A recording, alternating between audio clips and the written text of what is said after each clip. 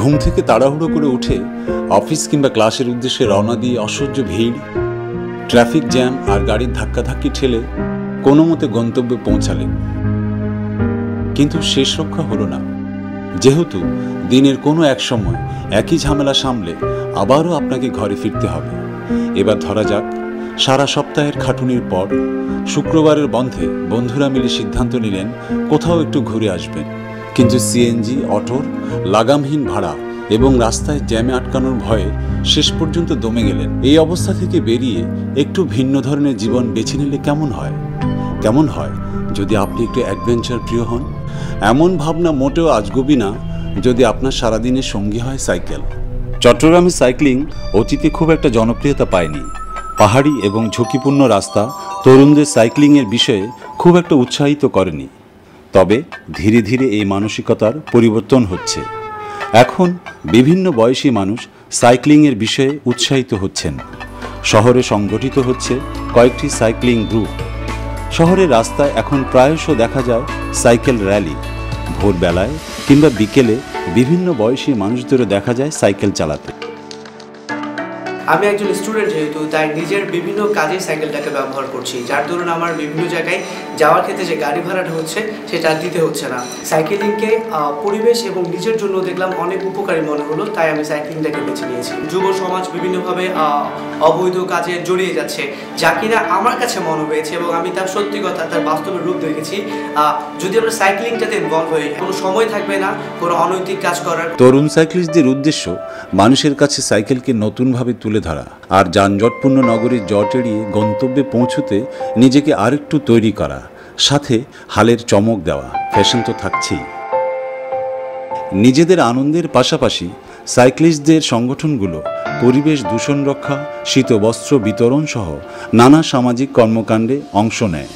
আমাদের দেশে রাস্তাঘাটে বিভিন্ন যানবাহন চলাচলের সময় ট্রাফিক আইন মেনে না চলার দরুন বিভিন্ন দুর্ঘটনার সম্মুখীন হতে হয়। সাইকেল যেহেতু ধীর গতির বাহন, এর নিয়ন্ত্রণ সম্পূর্ণ চালকের নিজের দায়িত্বে, সেহেতু সঠিক ট্রাফিক আইন মেনে চললে রাস্তাঘাটের নানান দুর্ঘটনা এড়িয়ে চলা সম্ভব। সাইকেল চালিয়ে যে শুধু অ্যাডভেঞ্চার পাহাড় পর্বতে ঘুরবে তা না, সাইকেল চালিয়ে আপনি অফিস করতে পারেন। সাইকেল চালিয়ে বিভিন্ন গ্রুপ রাইড করে আপনার সচেতনতা সৃষ্টি করতে পারেন। জীবনের একটা অংশ হয়ে গেছে সাইকেল। আগে একসময় মনে করা হতো সাইকেল হলো শুধু কম বয়সীদের যানবাহন, কিন্তু এখন ওই ধারণাটা আস্তে আস্তে পাল্টে দিচ্ছি আমরাই।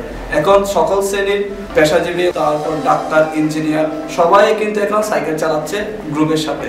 2012 সালে অ্যাডভেঞ্চার ক্লাব চিটাগাং নামের একটা সংগঠন আগে করতে কি শুধু অ্যাডভেঞ্চার পাহাড় পর্বতে যেত, যখন দেখতেছে যে সমাজে এর পাশাপাশি আরো কিছু করা দরকার, সাপ্তাহিক রাইড হিসেবে প্রত্যেক শুক্রবারে সকালবেলা তারা একটা গ্রুপ রাইড পরিচালনা করে। সাইক্লিস্ট গ্রুপগুলো নিজ দায়িত্বে বিনামূল্যে সামাজিক কর্মকাণ্ডের অংশ হিসেবে নতুনদের সাইকেল চালানোর ট্রেনিংও দিয়ে আসছে। ছোটবেলা থেকে সাইক্লিং ভালো লাগতো, কিন্তু মেয়ে ছিলাম তাই বলে আমার ভাই আমার সাথে সাইকেল শেয়ার করতো না। যখন বড় হয়ে ফেসবুকে দেখি বন্ধুরা সাইক্লিং করে, তো আমার এক বন্ধু আমাকে হেল্প করে আর কি সাইক্লিং শুরু করার জন্য। অ্যাডভান্টেজ বলতে সবচেয়ে বেশি বড় যে অ্যাডভান্টেজটা পাচ্ছি আমি, আমার ওয়েট অনেক বেশি ছিল, তো আমার এখন ওয়েট অনেক কমেছে। আসলে একজন নারী হিসেবে যেটা বলবো, সাইকেল চালানোর জন্য আমরা যখন বাসে আসা যাওয়া করছি, বাসে যখন আসছি তখন বাসে দেখা যাচ্ছে মহিলাদের সিট রয়েছে হচ্ছে 5 থেকে 6টা, এবং সেখানে পুরুষই বসছে। সেখানে কিন্তু কোনো মহিলা সিট, ওরা মহিলা সিট বলছে কিন্তু মহিলা সিট নেই। আবার সেখানে যখন অনেক জ্যাম থাকছে, ওরা ভাড়া বাড়াচ্ছে। আবার সেখানে যখন আমরা ঠেলাঠেলি করে উঠতে যাবো, সেখানে ওদের কাছ থেকে অনেক ধরনের কমেন্ট শুনতে পাচ্ছি, অনেক ধরনের খারাপ কিছু শুনতে পাচ্ছি।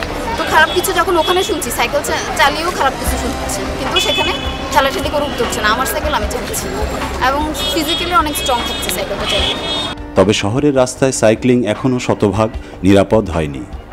সাইকেলের জন্য আলাদা লেন না থাকাতে ঝুঁকি নিয়ে সাইকেল চালাতে বাধ্য হচ্ছেন অনেকে। সাইক্লিস্ট সংগঠনগুলো এ নিয়ে দাবি জানিয়ে আসলেও এখনও এর সুরাহা হয়নি।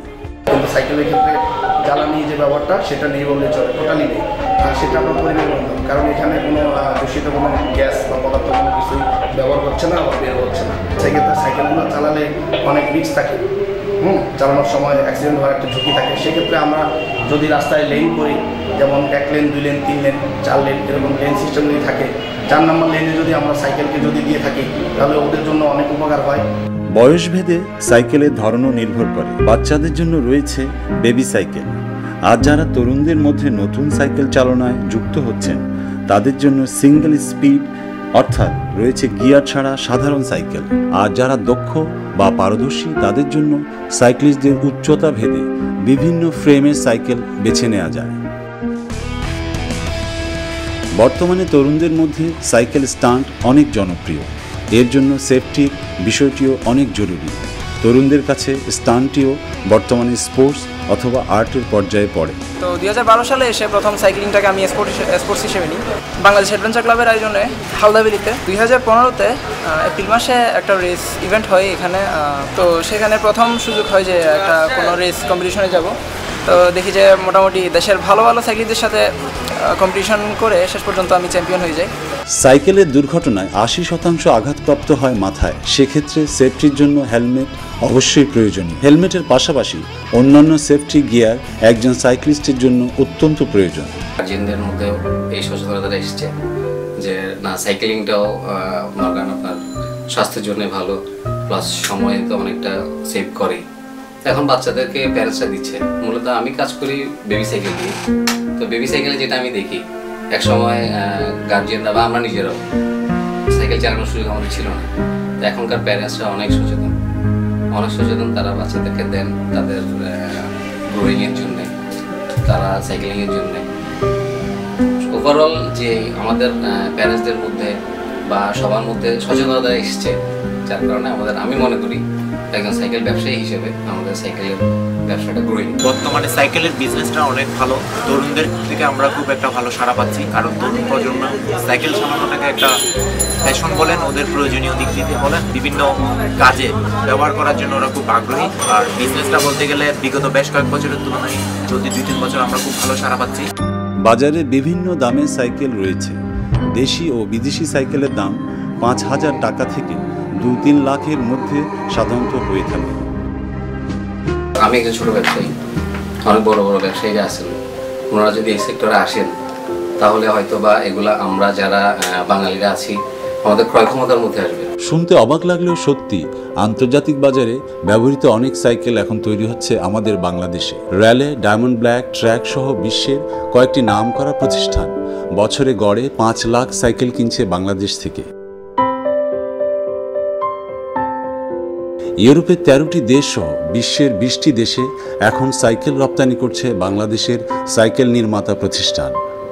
2009-10 অর্থ বছরে সাইকেল রপ্তানি হয়েছিল 770 কোটি টাকা, আর চলতি বছরে রপ্তানি হয়েছে প্রায় 505 কোটি টাকা। চাহিদা বাড়ার সাথে সাথে সাইকেলের গড় মূল্য বাড়ছে আন্তর্জাতিক বাজারে।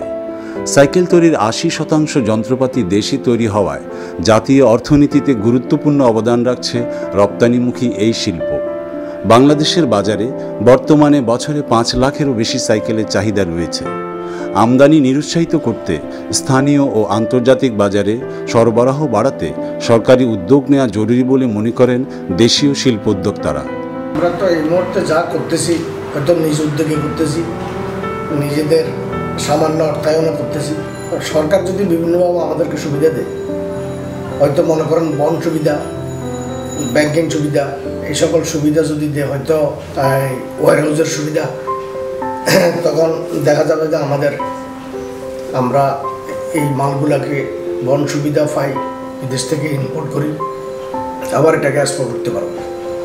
এক্সপোর্ট করলে দেখা যাবে যে আমাদের বিদেশি কিছু মুদ্রা আমাদের দেশে আসবে, আমাদের দেশ এবং জাতি এটা দিয়ে উন্নতি হবে। সাইক্লিস্ট গ্রুপগুলো সাধারণত অলাভজনক প্রতিষ্ঠান।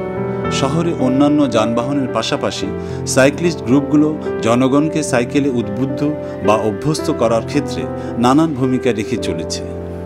এতে করে যানজট ও দূষণমুক্ত শহর গড়ে উঠতে অনেকটাই সহায়ক হচ্ছে।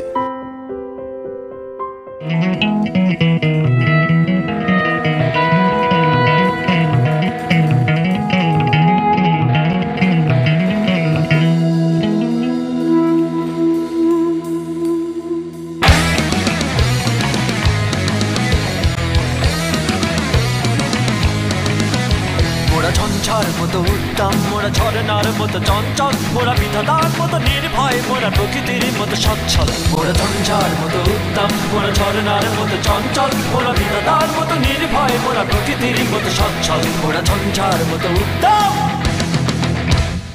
আকাশের মতো বাধাহীন, মোরা মন সঞ্চর বেদুইন। আকাশের মতো বাধাহীন, মোরা মন সঞ্চর বেদুইন।